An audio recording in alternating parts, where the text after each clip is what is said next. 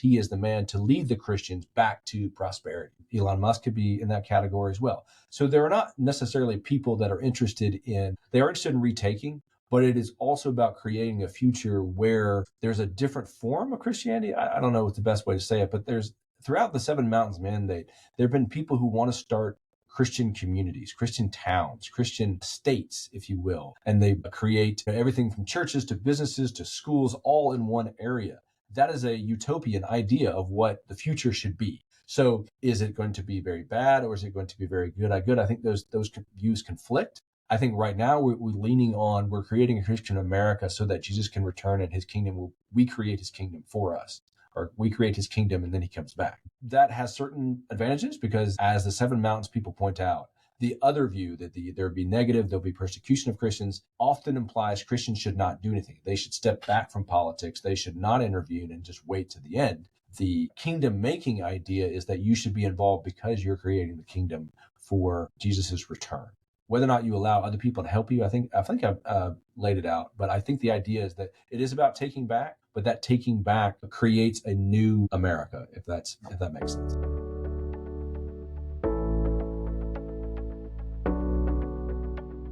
Hello and welcome to It Means What It Means, the podcast in which a guy with some college and a day job has long-form conversations about biblical texts. Today's guest is Matthew Boedy. If in any of the episodes that I have released so far, and right now you're listening to episode 82, so if in the 81 preceding episodes, if you have found nothing objectionable, you collectively as an audience, I imagine that may change with this episode. I said it with the Gail Yee episode, that it was the most overtly political one up to that point. This now replaces that. And I'm okay with that. I am calling it out up front. The main focus of the book that we're discussing, and we'll get into that in the interview, is Christian nationalism, and we're critiquing it. We are not fans. We are not adherents to, we are not supporters of, admirers of that worldview.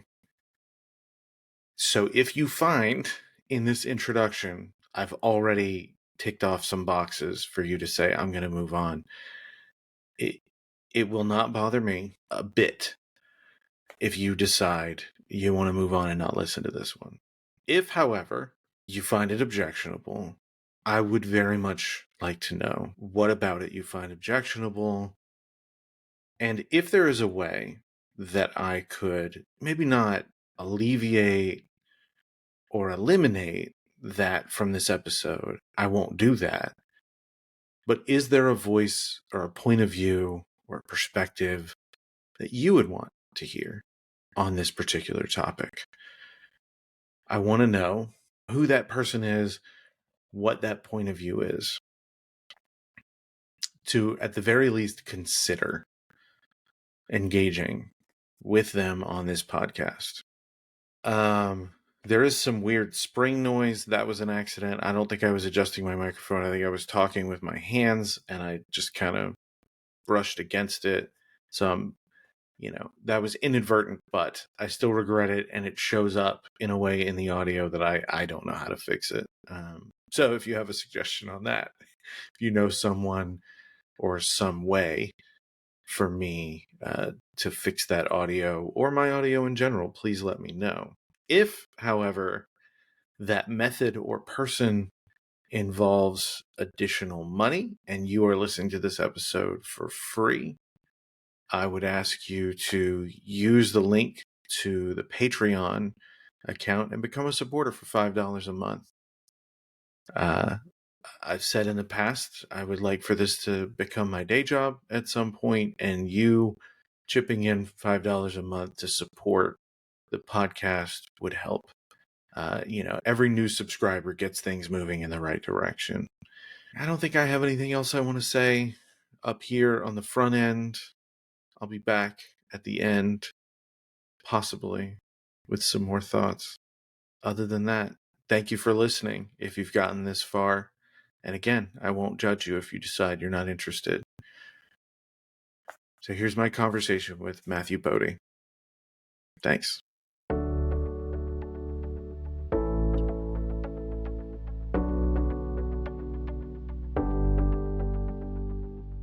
Matthew Boedy, welcome to the podcast. Oh, thanks for having me. Before we get going, will you tell us a little bit about yourself?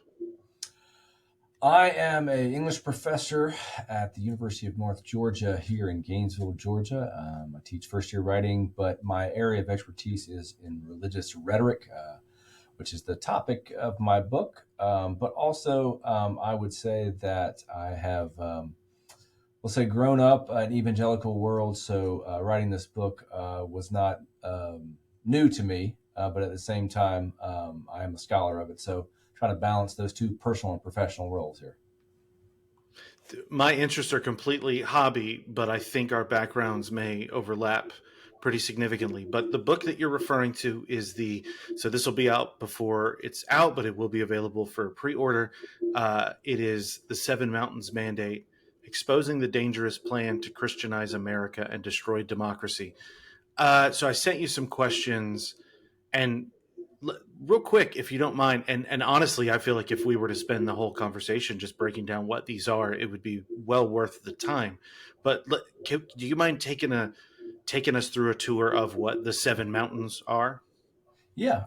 So the Seven Mountains is a metaphor for seven areas of cultural influence that certain segments of the Christian world, mainly evangelicals and charismatics, want to retake. And I use that word retake on purpose because they believe that these seven areas of culture are under demonic or satanic or secular control.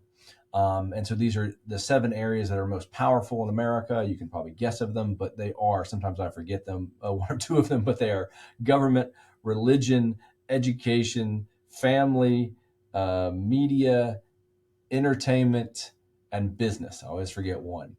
And so these areas these are not unique to evangelical thought. These areas are in psychology textbooks for decades. And these areas are generally the institutions, if you will, that we have in America that push us in one direction or another, that push us in secular or religious directions.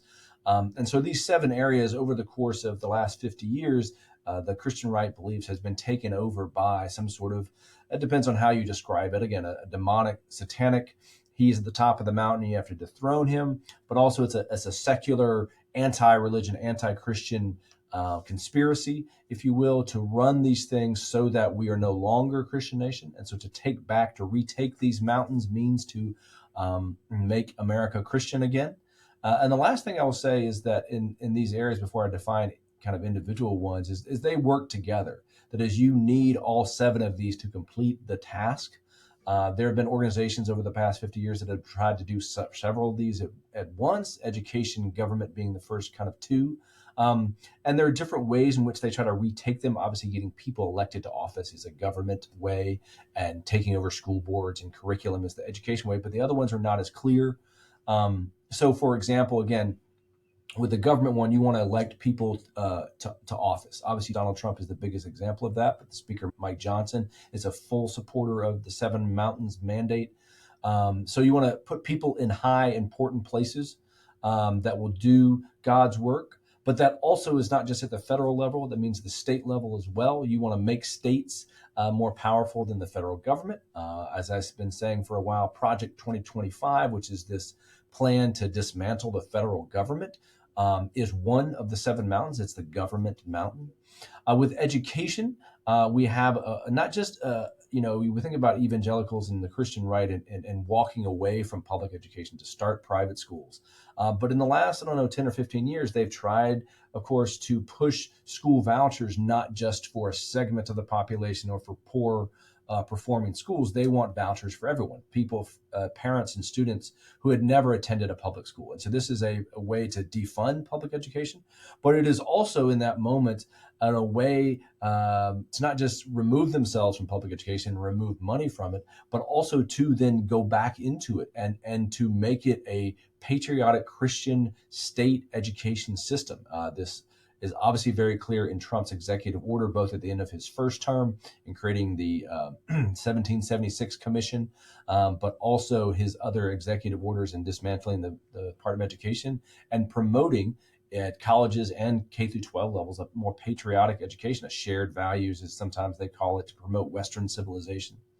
So if I move on to say the mountain of family, that is obviously promoting the traditional Christian view of the family, one woman, one man for marriage, but also not just downplaying or criticizing or being perhaps mildly intolerant of other ways, but to erase those other ways of being families or being people in America. So it is passing laws, of course, with the government mountain, but also some sort of cultural enforcement. And what I mean by that is there are several examples in the book of the main subject, Charlie Kirk, with Turning Point USA, talking about a father standing up at pools, not allowing transgender athletes to swim in certain races. So it is promoting a certain view of the family. It is promoting a certain view of religious theology within the family, promoting certain roles for husbands and wives. But it is also a national move to go beyond the church, if you will, with that family definition. Which is not new, again, to conservative movements in politics. We'll get to how it's different in a minute. But if I go, so that's education, that's a government, that's family. I might go into the mountain of business. And again, the idea here is that communism or socialism or some sort of anti-capitalism conspiracy has taken over America, or we're getting close to it, or that we need to fight back. So capitalism, specifically free market capitalism, more libertarian ideology, or perhaps trickle-down economics, if we still use that phrase, but a conservative idea of the economy and capitalism is what the goal for the mountain of business. But also very specifically, it is about empowering Christian businessmen and women to spend their money, their extra money, their profits on promoting the church in public. So early on, it was about marketing ministries to businessmen and what they could do with their money. Now it is about, in some manners, attacking socialism or communism policies they believe are encroaching upon America and freeing government regulations.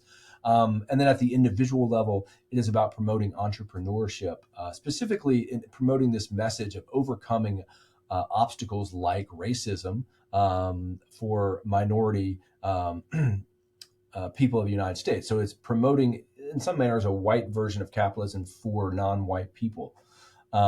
So there's religious elements to that. We can talk about that. So the mountain of media, it used to be the idea that there was a secular media and they ran the TV networks and ran the radio station. Then perhaps there's a Jewish conspiracy behind that, and that Christians would create their own media, their parallel media to that, and they would create their own movies and create their own radio and TV stations. And that was, in some manners, the attempt for several decades, is to have a Christian media that you could choose to pay attention to. But now the move is not just to attack media as mainstream media, we've heard that phrase a lot, but to attack it as anti-American, as attack it to anti-Christian, so that you're not really offering a parallel Christian media. You're suggesting that this other media should go away. So if we think about currently in terms of attacking media, defunding NPR is a fine example of that, but not allowing government to have any role in media. But it is also about promoting this idea that media is against Christians, and we should not just try to take ownership of it, but to do away with it in culture. The mountain of entertainment is kind of related to that. We often think of Christians creating their own parallel entertainment industries with, no sex and violence and things like that, and they hate Hollywood. And this goes along with that. But I think the group that I write about, Turning Point USA and Charlie Kirk, want to not just create a system of parallel entertainment. They want to mock and belittle the entertainment industry so that, again, the people who follow that or who use it or consume it would not participate in the public square.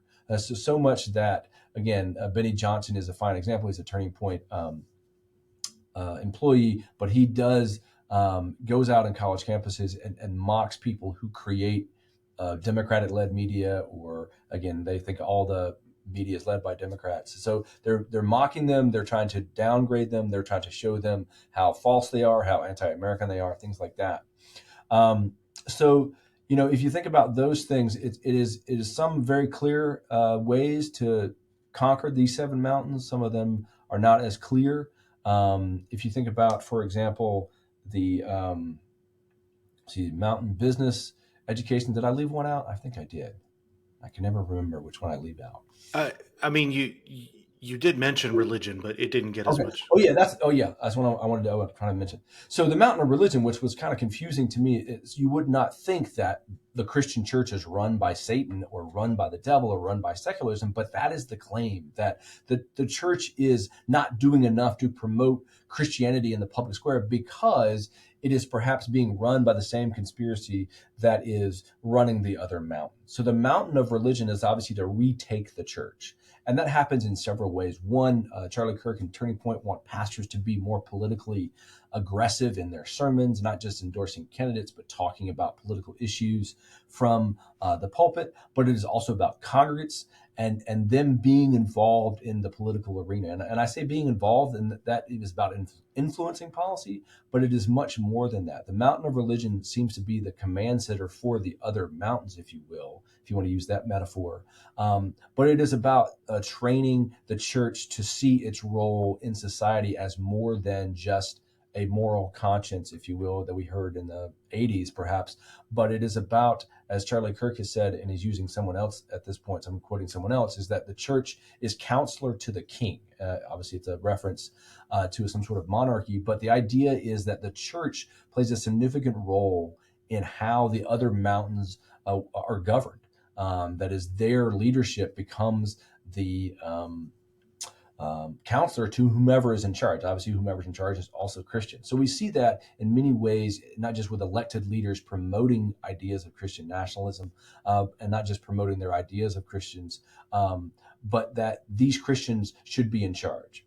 The last thing I'll say about the entire mountain mandate movement, it is not a claim to evangelize the masses. They're not looking for mass conversions here. They're not out spreading the gospel so that we will have 300 million Christians.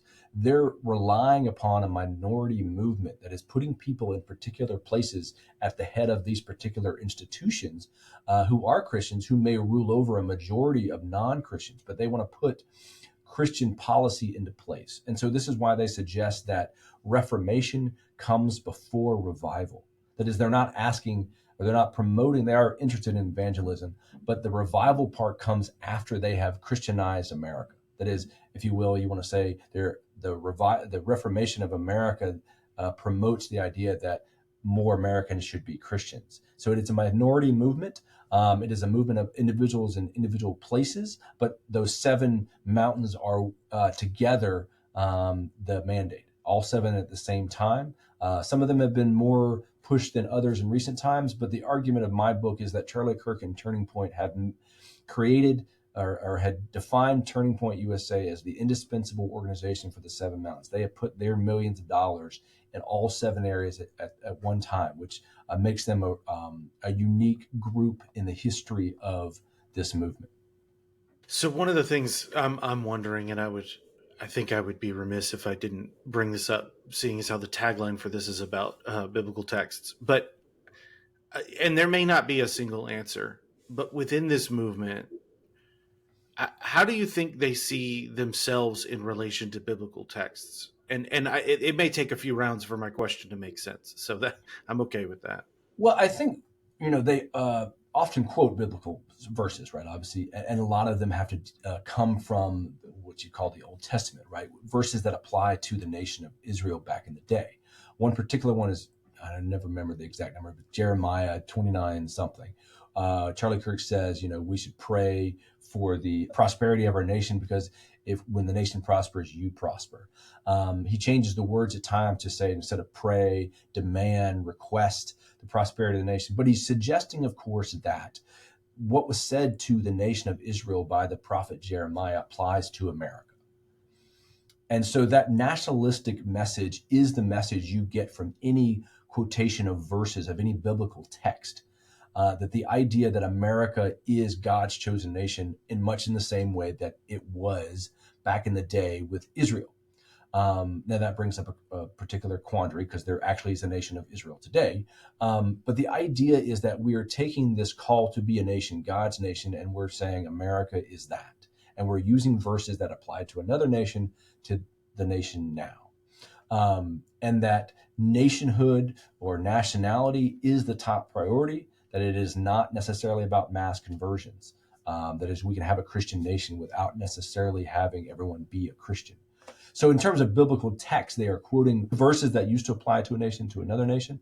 I mean, they do every now and then quote some New Testament, verses about nationhood and things like that, but they're usually using biblical texts that are applied to the nation of Israel.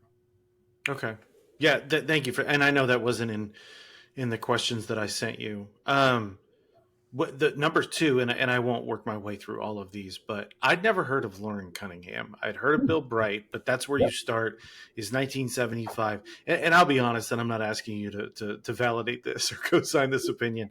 It seemed a lot like some of the stuff that I've heard about, like Jerry Falwell and like Paul Weyrich, where it's like, did that really? Because everybody's claiming they had this idea, but it's these two men, Bill Bright and Lauren Cunningham, who they happen to both claim that they came up with the same list of 7. I guess at the time it was battles. But would you mind walking through that story real quick? Yeah. So the story is that in 1975, in the summer of 75, Bill Bright, who was the head of or founder of Campus Crusade, went to meet Lauren Cunningham, who was the founder of an organization, a global youth missions organization called Youth with a Mission, or YWAM as it's called. And so Lauren was in Colorado, Bill Bright was coming to Colorado, and they wanted to meet. And they literally, when they walked up to each other, they both had lists of these 7 areas. Now, these 7 areas, again, are not divine inspiration. They've been around for a while, but that each man thought we should have these 7 areas to retake or to be influential in. And in 1975, the idea that Christians were working in politics was new, was happening, right? We had the formation, the early origins of the religious right. Jerry Falwell is a fine example. He moved from not being interested in politics to running the moral majority. And he, of course, founded Liberty University and the Old Time Gospel Hour. And he went on to do, other things. So the idea that these two men came up with this list themselves from divine intervention is kind of iffy, but that they had 2 powerful organizations dedicated to youth evangelism is undisputed. And they used these 7 areas with other people they fund these 7 areas. They funded these 7 areas. So Lauren Cunningham, who died, I think last year, maybe it was 2023 at the age of 90 something, right? Immediately put this into effect. Like, this became a well-known idea in YWAM of these 7 areas. So you think of gospel spreading missionaries, how did they go about doing that? It was sort of a missionary kind of cultural education. When you go to a new place, you need to look at these 7 areas and see how they're formed and how you can present the gospel to create these 7 areas. With Bill Bright and Campus Crusade, of course, it was about college campuses. He started out in California. And Campus Crusade never really took on these 7 areas themselves. They might have presented them in different ways. But as a college kid at the University of Florida in 2000, I went to Campus Crusade events and trainings. I didn't ever heard it. But Bill Bright himself, though, promoted these 7 areas, I would say, behind the scenes. He talked about mass evangelism, but he also talked about inspiring businessmen, inspiring political movements, and of course, helping to elect Ronald Reagan after he didn't like Jimmy Carter. So Bill Bright was influential behind the scenes in doing many of the things listed in the book. But these 2 men came together in August 1975 with these lists. And what was amazing to me is that neither one of them mentioned this meeting for 10 years. And in fact, I couldn't find any evidence that Bill Bright ever mentioned it to anybody else. He wrote a book in 1988 or 86 mentioning these areas, but didn't mention a meeting with Lauren Cunningham. Lauren Cunningham's book came out around the same time in the late 80s and mentioned these 7 areas and mentioned the meeting with Bill Bright. So I don't think that they're lying. I think the meeting happened. But at the same time, it's kind of weird that this meeting becomes so becomes lore, becomes a legend in the Seven Mountains movement. When you type in Seven Mountains to the internet, often people mention this meeting, but the two people who were at it, it was some clarity of whether or not their wives were there, but these two people didn't seem to think of much of it to begin with. Yeah, I guess I don't think they're lying either, but there certainly seems to be a certain amount of convenient mythos Right, right, around right. that story.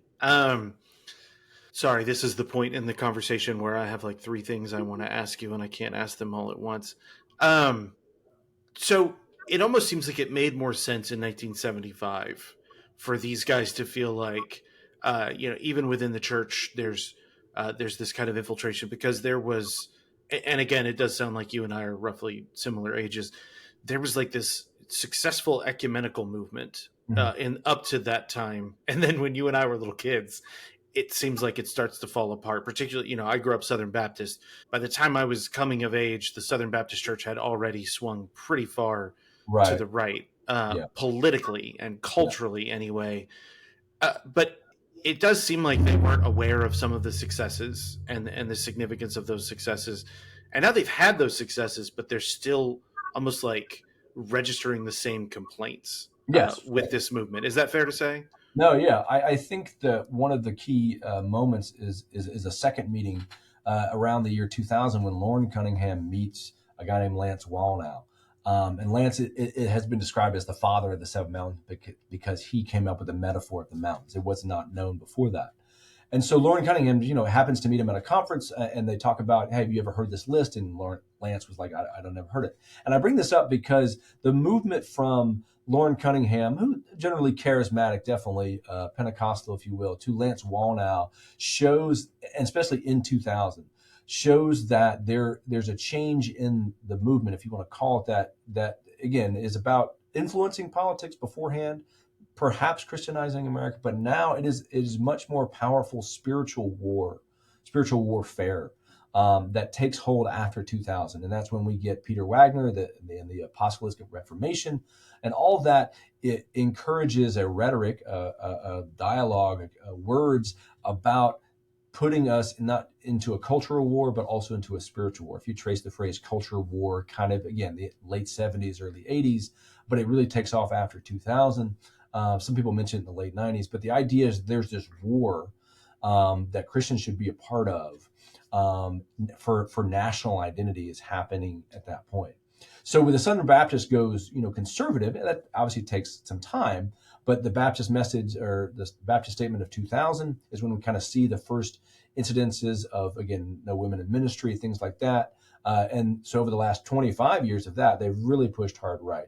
And I would say that the Seven Mountains Mandate is not a Southern Baptist thing, but over the last few years, Charlie Kirk and Turning Point have made inroads in the Southern Baptist Convention, especially on the far right, to make the Seven Mountains Mandate a Southern Baptist thing. Southern Baptists are, as you well know, right, into religious liberty and want to defend their religious liberty, but also would want to have religious liberty for everyone. It's a Baptist theological commitment. So the Seven Mountains Mandate is not interested in religious liberty, and that's especially with the mountain of religion. We talk about Christianity and the church and being demonic control. So the question comes up: what about the other major religions in America? How would they live under a Christian America? Um, there's been obviously some attempt to make a Judeo-Christian heritage, and that kind of implies that there is a role for the Jewish religion, but there's certainly not a role for Islamic religion in America or in a Christian America. So the idea that Southern Baptists should attach to this is really, I think, happens during the time when culture war, winning on their culture war issues, marriage being one of them, happens. And so that you can see how that easily fits into the Seven Mountains, right? Some of these culture wars, again, about the question of marriage, the question of homosexuality, obviously work for the mountain of family. The other ones are not as clear in terms of Southern Baptist history, but they become clear when you start to think about what some of the leaders in the Southern Baptist Convention want. So my tens of listeners will not be surprised by this, but this one's a little bit tangential, so I hope you'll bear with me for a moment. I think the thing I find the most interesting about American politics is the coalitional aspect of it, Mhm. and I think I think it's overlooked a lot. But one of the things right now that I'm seeing, especially having grown up in a right wing environment and come of age in that environment, I kind of came of age in the period during the Bush administration, and then after the Bush administration, where, at least anecdotally in my experience, people were glomming onto the term libertarian, and I feel like where the seam of libertarians to what seemed to be more, I don't know, largely like theocratic authoritarians, Mm-hmm. like it. I know Blake Masters was a name, I think, in Arizona, where, it's like they'd go find blog posts from college days and he was talking like a libertarian. And then they would look at things that he was talking about now.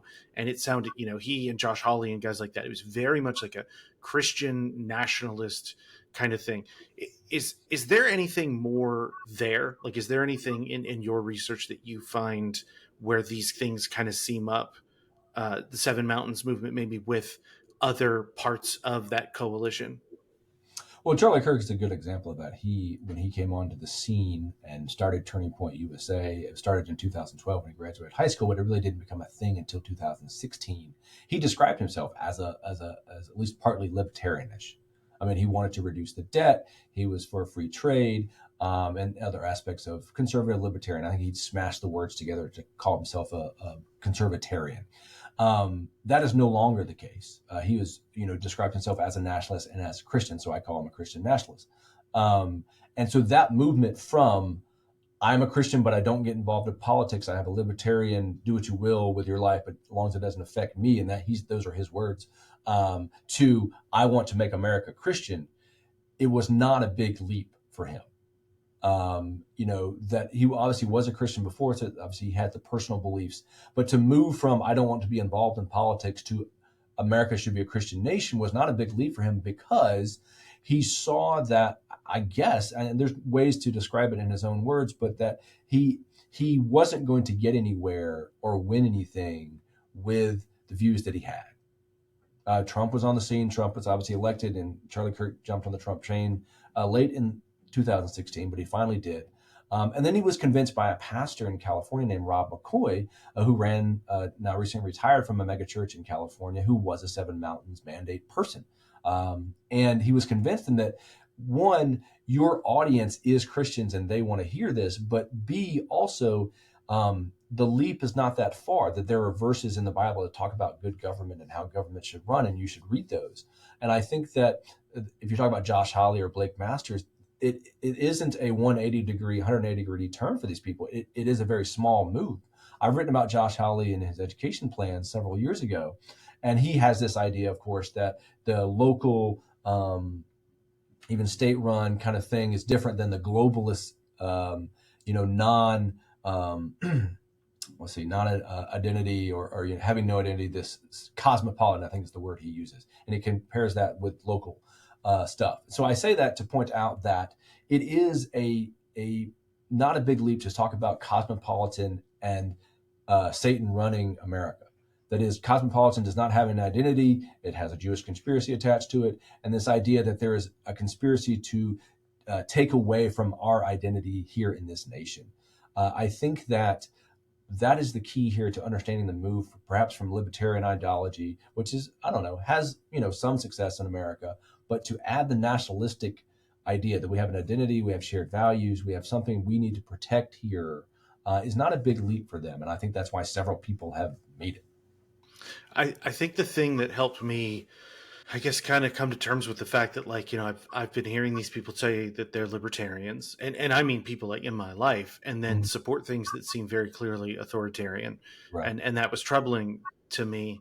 Was Corey Robbins' book on Clarence Thomas? I believe it's The Enigma of Clarence Thomas, and which is, look, if you're listening and you're like, oh, some lefty wrote on, it is a very, I think, considerate analysis of Clarence Thomas biography, but he essentially seems to land at the position with Thomas that he remains a Mm. black nationalist that he was in college, Wow. and he has the same mistrust of white people, but it is more about white liberals, and he has kind of resigned himself to the idea that if if we can secure black access to markets and they can accumulate power in that way, then I'll accept plutocracy as long as black people have access to plutocracy. And I think that's a pretty helpful hinge point, is to look at, so if you can still say, oh well, I want low level power, I don't mind if we have 100,000 or 500,000 plutocratic Mm, powers in this country. I just don't want it concentrated in the hands of the federal government. But right. the kind of the I mean, it's inevitable. The explanation for that is, if mass democratic movements can assert themselves and utilize government uh, as a tool Mhm. for democratic ends, mass democratic ends, it undermines the power that they're interested in here. Is that fair to say? Yeah, I think that's why I subtitled the book. It's an attack on democracy, destroying democracy. I'm not a political scientist. I don't. I'm just a citizen of a democracy. So I can suggest, of course, just on the surface, that a Christian theocratic element in our society wants to erase voices or wants to promote certain groups over others, which is not the democratic way. Obviously, we see that in terms of Elon Musk and being so powerful. The idea of the Seven Mountains Mandate, in terms of their anti-democratic, they said we're a republic and we're not a democracy, or we should be run. Not, they don't use the word elites because they hate that word, but we should be run by people who have good values, obviously Christian values. But also, I think that um, the idea that especially when you start Clarence Thomas and access to markets, this is the message of the mountain of business, specifically to minorities, right? We can train you in entrepreneurship. We can train you in individual skill set that allows you to start your own business. Or we're not going to give you, though, access to funds. You have to create it yourself. You have to overcome your own obstacles. And I think this was the message that Candace Owens, who was originally part of Turning Point USA, was the best advocate for. She was a young black female who gave this message to Turning Point crowds in 2017, 2019. And the idea is that she overcame a lot, and now look at her success. And this is the message that other black people involved in Turning Point have spread, that I have overcome and I individually have started my own success story in America.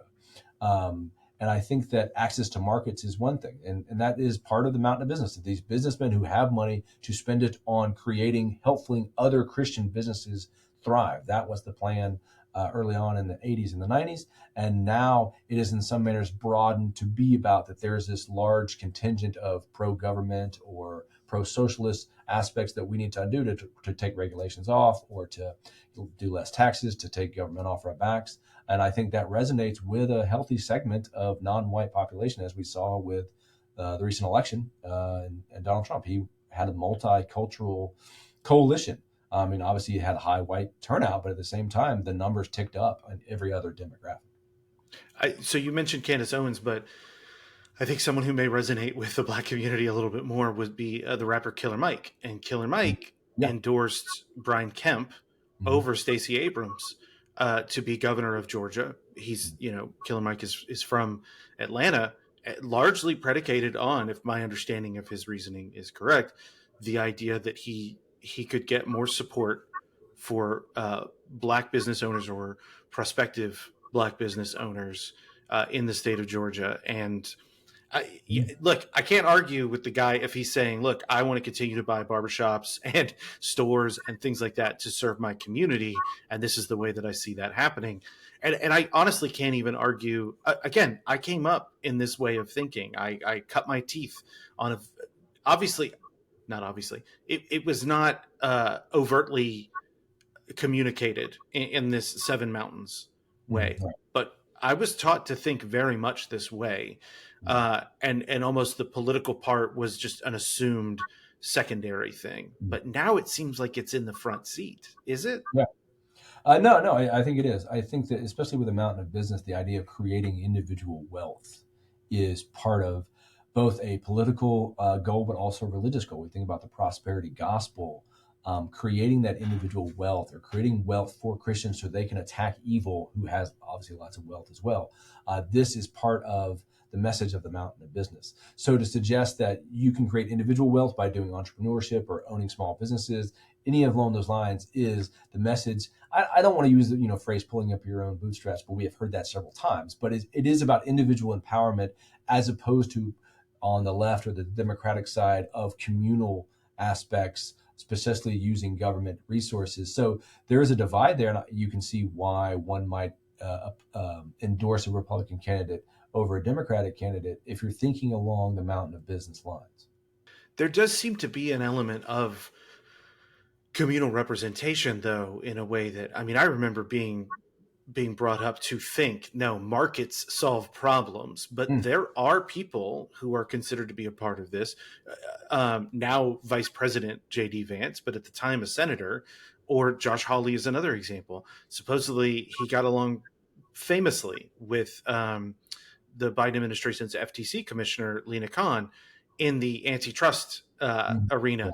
And so it is almost like there are guys who are, there's no questioning that Josh Hawley is on the right, but he does see that the economy is more than just commerce, and that there should be some kind of values protected or preserved within the economy.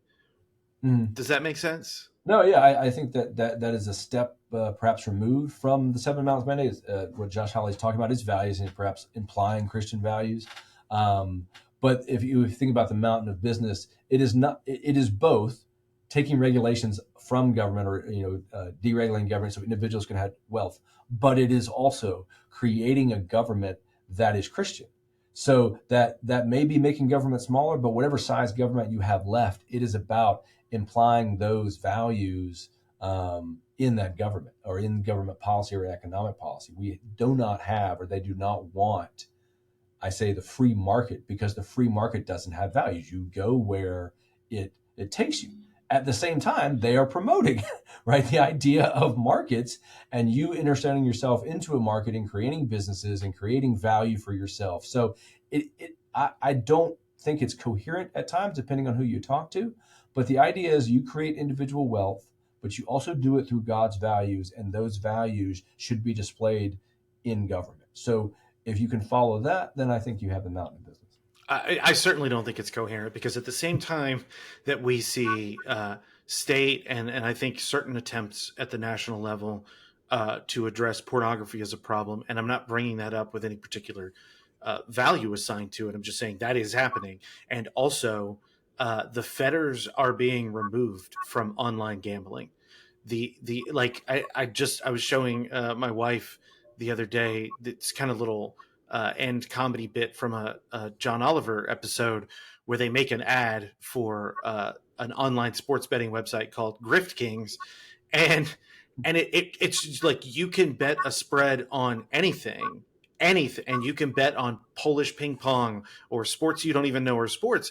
And so they'll use the rhetoric of freedom, and they'll use the rhetoric of morality, and it is confusing, because there is so much daylight between the idea that, look, we don't want our children, we don't want our communities overly saturated with pornography. It is a bad thing.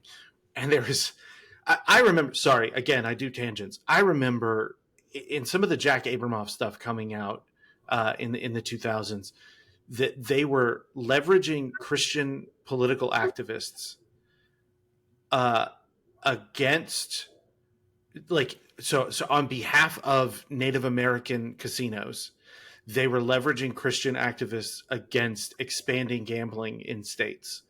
And in the emails, it'd be Jack Abramoff and Ralph Reed, and they would be talking about these suckers who were doing their bidding, and they thought that they were eliminating gambling in their state or protecting their state from gambling, but they were really just ensuring that gambling would continue, but under the right people, the people who are Right. paying us. Yeah. And it doesn't really seem like that has changed. So I did ask the question about revanchism. So in that regard, are we just looking at people who want to take back territory? Are these just revanches, or is there anyone in this group, or a collection of people in this group who have a unique vision historically? I mean, the Seven Mountains Mandate is centered on retaking mountains. So let's say that it's about retaking cultural institutions, retaking America for God. So you implies, of course, that it is not for God right now. So that's certainly there. But at the same time, it is not just about returning to a past, returning to the 50s, for example, because they hate the 60s and the 70s. It is about a vision of the future that, again, this is where it gets unclear. So you think about we'll say tech bros and the crypto guys, they're not Seven Mountains people. But at the same time, the Seven Mountains people will use those things to create a new version of America, right? And I think this is where it becomes confusing because you want a Christian America. So the question is, theologically, right? Um, does the Christian America appear and then Jesus comes back, or does the Christian America appear after Jesus come back? Again, the 1,000 years of the millennium. Are you suggesting that we have to prepare for Jesus' return by making a Christian America, or that the other thing that has not been taught for a while is that, of course, there's going to be terrible persecution of Christians, and there's going to be a rapture, and there's going to be 7 years of tribulation, and then Jesus comes back, and then he creates a new world, if you will, Christian America. And I bring that up because it with the crypto people, it is obviously destabilizing and attacking the status quo in terms of the economy, but it's also creating great wealth for them. So, in terms of the Seven Mountains people, they will attach themselves to ideas, and there are many examples of ideas that have happened that they attach themselves to promote their idea of what is happening. The status quo is bad. Satan runs these mountains. So they kind of say, it's and Donald Trump is the best example. Not a Christian, would not to suggest that he is, but he is King Cyrus. He is the man to lead the Christians back to prosperity. Elon Musk could be in that category as well. So there are not necessarily people that are interested in, they are interested in retaking, but it is also about creating a future where there's a different form of Christianity. I don't know what's the best way to say it, but there's throughout the Seven Mountains Mandate, there have been people who want to start Christian communities, Christian towns, Christian states, if you will, and they create everything from churches to businesses to schools all in one area. That is a utopian idea of what the future should be. So is it going to be very bad or is it going to be very good? I think those views conflict. I think right now we're creating a Christian America so that Jesus can return and his kingdom we create his kingdom for us, or we create his kingdom and then he comes back. That has certain advantages because, as the Seven Mountains people point out, the other view that there'll be negative, there'll be persecution of Christians, often implies Christians should not do anything. They should step back from politics. They should not intervene and just wait to the end. The kingdom making idea is that you should be involved because you're creating the kingdom for Jesus's return. Whether or not you allow other people to help you, I think I've laid it out. But I think the idea is that it is about taking back, but that taking back creates a new America, if that makes sense. So it almost seems like rhetorically it's about taking back territory, but substantively it does seem to be, I agree with you, it does seem to be a utopian vision. And I think that doesn't jive with our religious or political thinking, because utopian movements have fallen so much out of fashion. I don't know, in the sometime in the last century, right? Right. But I don't think they would use the word utopia because that is often associated in their minds with communism and socialism, who wanted also to create a utopia. Um, and I think the future is kind of vague, but the idea is either you should participate in politics in these seven mountains and retaking them, or you should not. And so Charlie Kirk has been going into churches, and I was here at his pastor summit 2 weeks ago here in Gainesville, where he made the case to a bunch of pastors in the room who might have that theological vision of we should not be involved, and to convince them to be involved. One, you agree with us on these issues, and you should say so. That's one claim he made. But then two, it was a bit more implicit, but the idea is that Christianity is in retreat. And that is bad for the gospel. That's bad for Christians. That's bad for a lot of things. And to make it not be in retreat, you need this strategy to take back these places. So it is about creating a new future, but it is also about, returning us to some sort of prized past. yeah, which is weird, because if any of this has any eschatological ring to it, how does going back to a time when the eschaton did not happen? Like, Yeah, like you said, it's not coherent. It's not a coherent vision of the world. It coheres just enough for you to push it out as a Yeah. message. And that brings up, back to the nation of Israel, right? Charlie Kirk and conservatives, especially in the Seven Mountains Mandate, huge supporters of the nation of Israel today, right? Because the nation of Israel plays a particular role in most end times theology. But at the same time, they're saying that America has replaced Israel as God's chosen nation to bring his kingdom into play.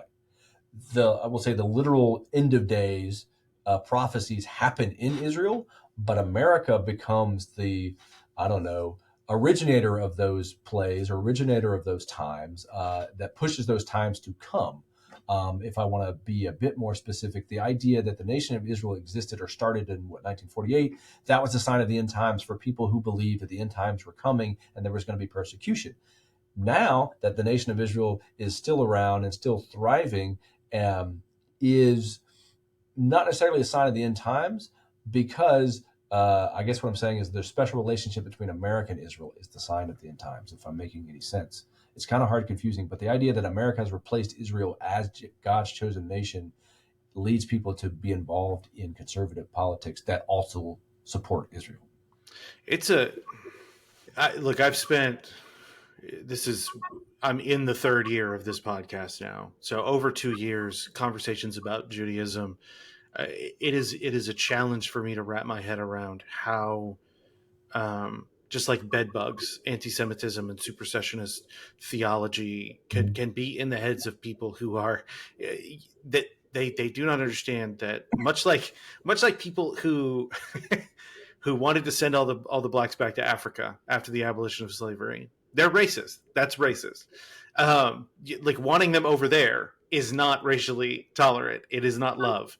And the idea that that you're not anti-Semitic because you support Israel, in spite of believing what is at its heart an anti-Jewish, anti-Semitic conspiracy theory about cosmopolitanism or globalism or whatever you want to call it, Yeah. is truly frustrating. And it's something that at some point I'm going to have to break down and have somebody who believes this stuff on here. Probably. I don't know. If you want to hear me yell at somebody, I'll tell me who you want me to talk to. But that is very much the case there. And this weird blend of theology, bad theology, and I think bad politics, and I think bad economics, all kind of done together with bad messaging. It's exhausting. You wrote a book about it. You don't look tired, but if anybody knows it's exhausting, it would be you. Yes, trying to explain the ideas here, because they don't work on any deep level, and so you're either taking the surface contradictions and not pointing them out, because that's not what this side does. But to, I don't know, spend a lot of paragraphs critiquing them is sort of outside the point. You just want to show that they're wrong and move on. But yeah, Yeah, the body language there. You just So what? So okay, because, and just for full disclosure to the listeners, I got my copy a couple of days ago. I did not have time to read it all the way through. So normally I would ask, what from the book did I not ask about? But that would be unfair to me because there's a lot that I don't even know. I will read it. But what was, and you can list as many things as you like. What was the biggest revelation in your research that you came across? I knew going into the book, because obviously it is a book about Charlie Kirk and Turning Point, that they had taken on a Christian nationalism tenor, and specifically the Seven Mountains Mandate. I think what I wanted to prove, and I did not know that I could perhaps when I did the proposal, is I wanted to trace a through line from that meeting in August 1975 to today. That there is a coherent, at least as far as you can get, a mandate movement, a Seven Mountains Mandate movement. It may have changed over time, but the idea that across these decades, we see these seven areas show up in words by these people. They may not have used the mountain mandate. They didn't start to 2000, but even before that, these seven areas show up. Perhaps not all seven at the same time, but they grow in stature, they grow in power, and then we get the cultural, spiritual war aspect of it. I wanted to trace that through line. I think I did. I think I did it. Each chapter is an individual mountain, so it's not a chronological through line. But the idea is that each of these mountains, each of these areas of cultural influence have been a part of the conservative Christian right since the 70s. And now, with the election, the first one and the second one of Donald Trump, we are at the precipice of the success of these seven mountains. That is, Turning Point is different than the previous groups that have tried to do that for two reasons. One, that they've added the spiritual cultural war thing. They're the epitome of that. But also, they're trying to get at all seven areas. And I can't think of any other group that has done that. They were not a seven area group before. Like I said, they were a college, high school group, and now they're going after all seven areas. Now they have a pretty big budget, and it's on par with other groups that have budgets like this, but those other groups are just spending it in one or two areas. So with Charlie Kirk as a power broker, as a kingmaker, he can push his organization and his allies into these seven areas in a much more deliberate way than they did in the first term. I think that Trump doesn't care necessarily about any of this, what's helpful for him or what's helpful from his legacy and his power, but he sees the power in this, and that is why he has had people like Paula White Cain and other people on his evangelical advisory board, or his whatever faith panel they call it now. And this is why he courted these voters. And this is why Charlie Kirk went out to CPAC in 2020 and said Donald Trump is the first president that understands the seven areas of cultural influence. So I wanted to trace that line. That was a revelation to me that somehow this mythical, legendary meeting between these two people that wasn't mentioned for a while and became very popular, there actually is a line of thought that you could trace from 75 to today.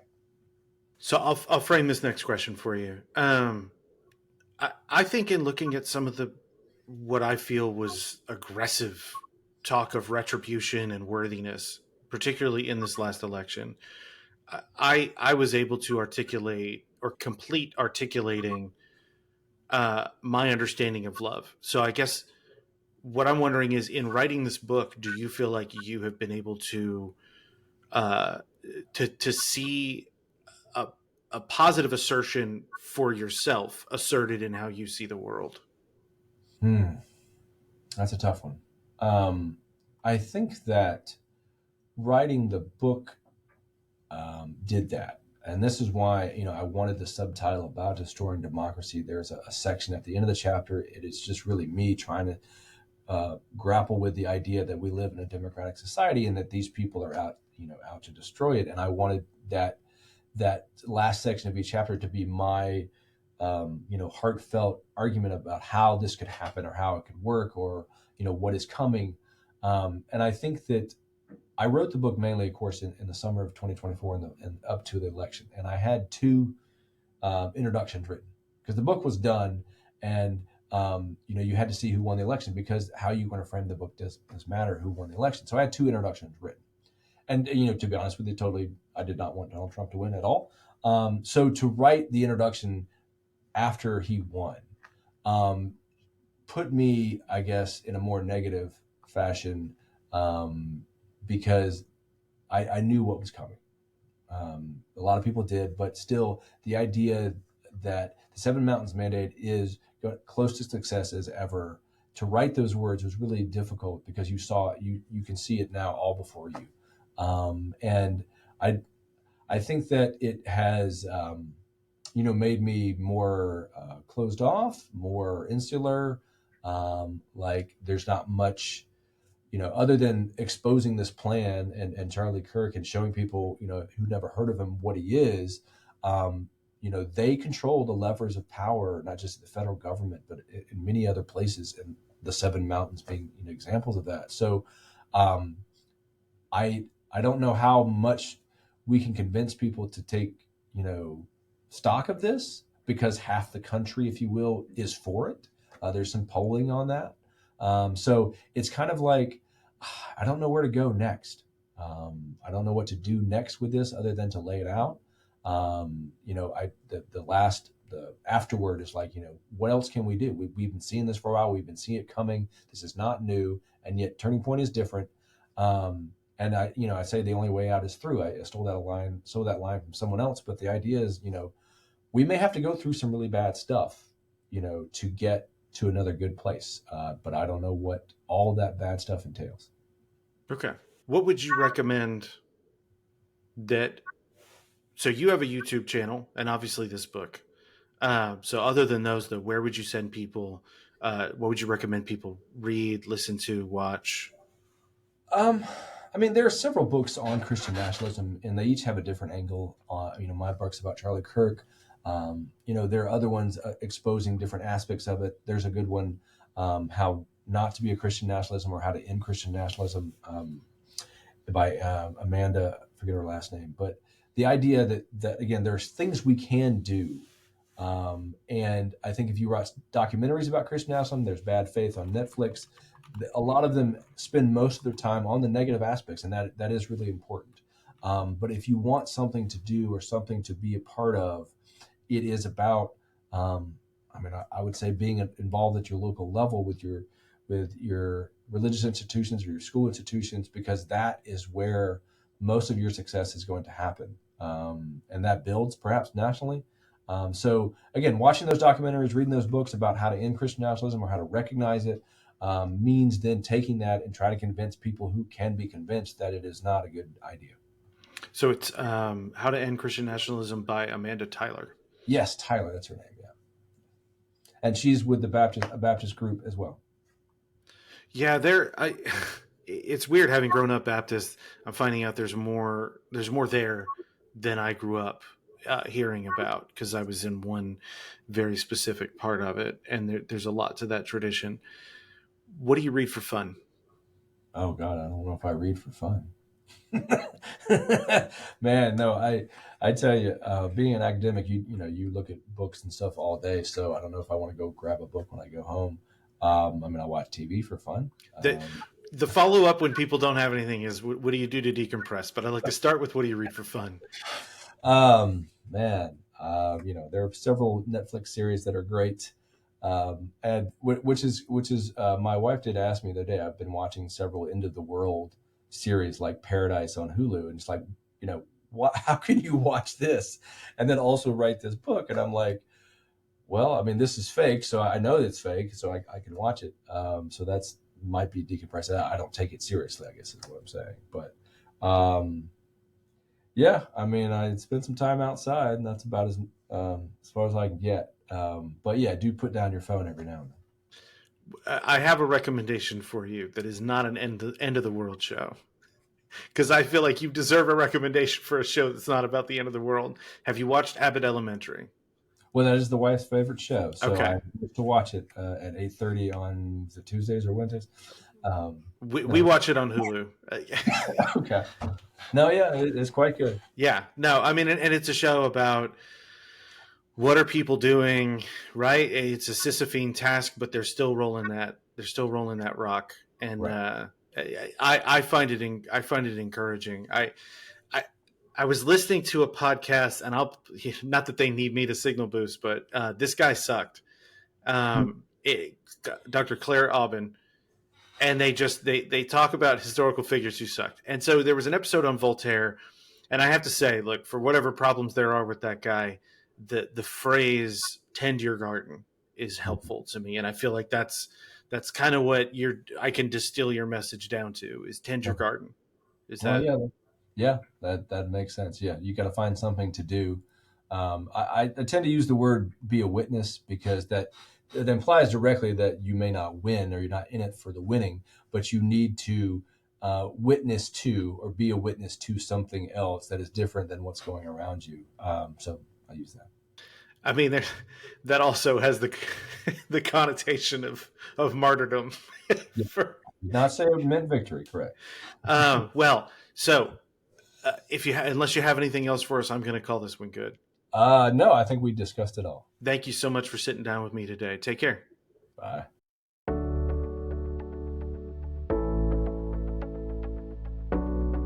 Thanks so much for listening. If you made it this far, you either skipped through it and got all the way here, in which case, cool. Enjoy the rest of your day. If you did listen all the way through, I hope it wasn't too painful. I want to reiterate what I said at the front end of the episode. I want to reiterate what I said at the top of the episode. Please send me feedback, send me suggestions, send me critiques. Yeah. if you get a chance, it'll be linked. It's in the show notes. Head on over to Matt Body's YouTube channel and check out what he's doing over there. But also pick up a copy of this book when it comes out. Head out to your local bookstore, your local library. Maybe you want to do something big box or order it online, but pre-order it if the book sounds interesting to you. He put a lot of work into writing this thing, and I think the least you can do is nothing. So go a step above that. Some thoughts, though. I know it came up in the most recent interview with Chris Tilling a lot about how my understanding of love, I don't know if I want to say developed, or if things that were already there coalesced with new things that I learned. But the 2024 election was a very helpful event for me, a period of time in which I was able to take some negative feelings and start to kind of pull those things open and find out what was inside of there and why I was upset or how I was upset about certain things. And it helped me articulate those things. And I do think a dialogue about retribution and a dialogue about worthiness really exposed to me my understanding of love, which the best framework that I have is the way that I understand my love for my son. And it has helped me reframe my understanding of the world, or to better understand things, that when I evaluate them, I am satisfied with where I come out on those issues. Feeding the hungry, providing education, providing opportunity for people. These are things that I think are very important, and I see them very straightforwardly. And the difficult time that I had in the election and its immediate aftermath, I think exposed to me that there are people who reflexively see an opportunity to participate in some kind of group condemnation. And I realize why I don't want to be a part of that. I think the notion of scarcity, of there not being enough for all of us, has provoked fear. And I don't want any part of that. I think that love is extravagant. I think that love is in some ways reckless. I think love leads to sacrifice. I think it sees itself as responsible. And so a conversation like this, where I'm looking at the thing that I have attempted to pivot away from, is helpful. And for those of you who have listened through loyally, one, thank you. Thank you for doing that. But two, you've probably noticed that I have added, a little outgoing message to, if not all the episodes, because sometimes when I'm recording stuff, I forget. I'm just trying to get the job done. But I try to end episodes with the message, if you get a chance to love someone, you should take it. And largely that's a result of the 2024 election, is me realizing, I think the best way to articulate what I hope I do, what I aspire to do, and what, if I were pressed for a definition of love without using my typical definition, which is some version of love is changing dirty diapers. If you get a chance to love someone, you should take it. And I know that doesn't say what love is, but it is, in the parlance of the world I grew up in, it is a convicting statement, at least for me anyway. So, all that said, I am super grateful to Matt Boedy for writing this book, for sitting down to discuss it with me, and I'm grateful to those of you who have listened to this. And now we will pivot to next week's episode, which is not about love. It is my conversation with the editors, who are also contributors to the book Ancient Slavery in its New Testament Context. So that's Christy Cobb and Catherine Shaner. It is the first of, I believe, as of recording this introduction, five interviews. So I've interviewed 6 of the contributors to that book. And there's a lot of really good stuff in there. The book is intended to be an introduction to ancient slavery and its New Testament contexts. And it comes from several different points of view. This is not only people with a religious or theological dog in the fight. There are classicists involved, but there are also seminary professors. There are professors at public universities who teach undergraduates. It is a noble project. And so here's a quick preview of that. And if you get a chance to love someone, you should take it. Thank you.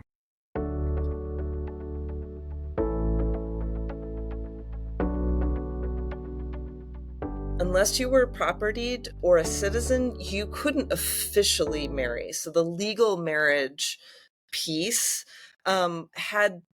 you had to have a certain status. You had to be free, whether that was freeborn or a freed person, in order to officially legally be married. Now, there were, of course, religious rituals. We know from Judaism that there's religious ways that religion comes into marriage in the ancient world. But enslaved people generally, even if they were marrying other enslaved people, weren't allowed to legally marry. So what do I mean when I say that enslaved people could marry, or enslaved women could marry their husbands? What I mean by that is often there's a coupling that happens where children are produced, right? And there are ways in which this gets really messy in the ancient world because, for example, there's one example in the book from Javal Coleman's chapter on Roman slavery, and it's an inscription to Julia Procula, who's a child who's died, and the inscription is dedicated by her parents, Euphrosyne, and her mother, who is erased out from the front of the inscription. But if you go around to the back of this little monument, you see a curse inscription where the mother is named. Her name is Acti. And Acti, it seems, was owned by Euphrosyne, right? So she was owned by the man who she had a child with. But we think that she was freed. She was a freed woman. And we think that Euphrosyne freed her in order to marry her. But then she poisons Euphrosyne. She takes a bunch of his slaves and enslaved children, which might actually be her children. We don't know. And she absconds with a couple of other enslaved folks. And Euphrosyne is cursing her and cursing her memory for doing this. But one of the things that inscription really shows us is just how fraught sexual relationships are between enslaved people and their enslavers in particular. I think about the controversy with Thomas Jefferson and Sally Hemings, right? That's a controversy that we often talk about. And, we often use it to talk about consent. We often use it to talk about abuse of power. We often use it to talk about sexual assault.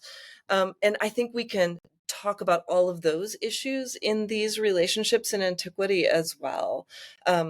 So certainly there were folks who fell in love. If you want to be a romantic, we can still have that as part of the world of enslavement.